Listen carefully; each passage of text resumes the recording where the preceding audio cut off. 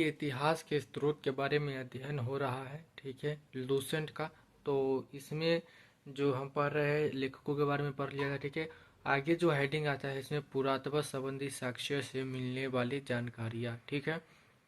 तो इसमें पहला ही दे दिया गया है कि भारतीय पुरातत्व शास्त्र का पितामह, फादर ऑफ इंडियन एकोलॉजी किसे कहा जाता है। भारतीय पुरातत्व शास्त्र का पितामह किसे कहा जाता है। तो आंसर होगा सर एलेक्जेंडर किंगघम को कहा जाता है। भारतीय पुरातत्व शास्त्र का पितामह सर एलेक्जेंडर किंगघम को कहा जाता है। आगे है 1400 ईसा पूर्व के अभिलेख बेगाज कोई एशिया माइनर से वैदिक देवता मित्र वरुण इंद्र और नात्स्य अश्विनी कुमार के नाम मिलते हैं, ठीक है। मध्य भारत में भागवत धर्म विकसित होने का प्रमाण, ठीक है, मध्य जो भारत है हमारा उसमें जो भागवत धर्म था उसका विकसित होने का प्रमाण के बारे में बात हो रही है। तो कहाँ से मिलता है, यवन राजदूत होलीडियोरस के बेसनगर विदिशा गरुड़ स्तंभ लेख से प्राप्त होता है, ठीक है। यवन राजदूत का यह लेख था, कौन सा, ठीक है, उसका नाम क्या था, होलीयोडोरस, ठीक है, इससे हमें प्राप्त होता है, ठीक है। अगला है सर्वप्रथम भारतवर्ष का जिक्र हाथी घुमा अभिलेख में है, ठीक है। आपसे पूछ दिया जाएगा कि सर्वप्रथम भारतवर्ष का जो है जिक्र कब हुआ है, किसमें हुआ है। तो सबसे पहले भारतवर्ष का जिक्र हाथी घुमा अभिलेख में हुआ है, ठीक है। सर्वप्रथम दुर्भिक्ष जानकारी देने वाला अभिलेख सौगौरा अभिलेख है, ठीक है। दुर्भिक्ष का जानकारी देने वाला सबसे प्रथम जो अभिलेख कौन है, सौगौरा, ठीक है, अभिलेख। इस अभिलेख में संकट काल में उपयोग हेतु खाद्यान्न सुरक्षित रखने का भी उल्लेख है, ठीक है।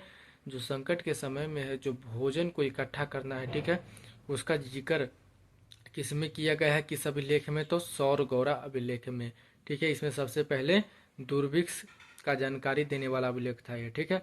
सर्वप्रथम भारत पर होने वाले हून आक्रमण की जानकारी पूछ दिया जाएगा कि सर्वप्रथम भारत पर होने वाले हून आक्रमण की जानकारी भीतरी किस अभिलेख से प्राप्त होता है, ठीक है।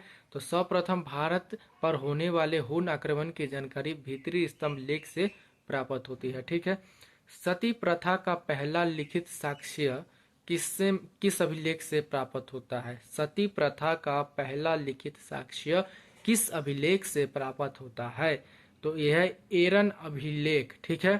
शासक भानुगुप्त ने लिखा था इसको। एरन अभिलेख से सती प्रथा का पहला प्रमाणित जो है लिखित साक्ष्य हमको मिलता है।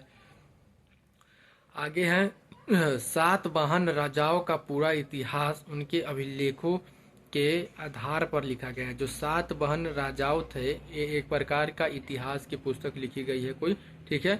तो जो सातवाहन जो राजाओं का पूरा इतिहास नामक एक पुस्तक लिखी गई थी, वो कैसे लिखा गया था, किसके आधार पर लिखा गया है। तो उन राजाओं ने जो अभिलेख लिखे थे उनके आधार पर सातवाहन राजाओं का पूरा इतिहास लिखा गया है, ठीक है। रेशम बुनकर की श्रेणी की जानकारी मंदसौरा अभिलेख से प्राप्त होती है। रेशम बुनकर की श्रेणियों की जानकारी, ठीक है, रेशम बुनकर की श्रेणियों की जानकारी मंदसौरा अभिलेख से प्राप्त होती है, ठीक है। कश्मीरी नवपाषाणिक पुरास्थल बुर्ज होम से गर्तावास गड्ढा घर का साक्ष्य मिलता है, ठीक है। कश्मीरी नवपाषाणिक पुरास्थल से, ठीक है, गड्ढा घर का साक्ष्य मिलता है। इसमें उतरने के लिए सीढ़ियां होती थी। यहाँ मनुष्य के साथ उनके पालतू कुत्ते भी दफनाने की प्रथा प्रचलित थी, ठीक है, ठीक है। मनुष्य के साथ उनका पालतू कुत्ता भी उसमें दफना दिया जाता था, यह प्रथा जो प्रचलित थी, ठीक है। बुर्जहोम गर्तवास गड्ढा घर। प्राचीनतम सिक्कों को, ठीक है, प्राचीनतम सिक्कों को आहत सिक्के कहा जाता था। प्राचीनतम जो प्राचीन काल में जो सिक्के हुआ करते थे उसे क्या कहते थे, तो उसे आहत सिक्के कहा जाता था, ठीक है। इसी को साहित्य में कासारनक कहा गया है। जो आहत सिक्के थे उसे प्राचीनतम कहा जाता है प्राचीन में, ठीक है। उसी को साहित्य में क्या कहते थे, उसे काशार्पण कहते थे, ठीक है। सर्वप्रथम सिक्कों पर लिखने का कार्य किसने किया? पूछ दिया जाएगा सर्वप्रथम सिक्कों पर लिखने का कार्य किसने किया, तो ये किया यवन शासकों ने। ठीक है, यवन शासकों ने सर्वप्रथम सिक्कों पर लिखने का प्रयास जो कार्य किया था। ठीक है, तो इस वीडियो में इतना ही, आगे पढ़ेंगे।